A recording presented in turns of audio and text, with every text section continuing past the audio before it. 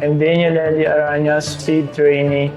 Nung nag-intern ako, doon ko na-develop yung time management ko kasi may priorities ako na kailangan dapat gawin.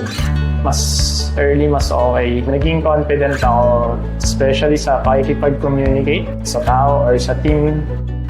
Nung nagiging approachable din ng mga tao. Madali silang lapitan and yung mga knowledge nila, sinishare din nila sa amin. And marami talaga akong natutunan sa loob ng 3 buwan sa kanila. Nakita ko kasi yung growth ko, so naisip ko yung time na yun na ituloy-tuloy ko. Gusto ko yung bagay na nandito na eh.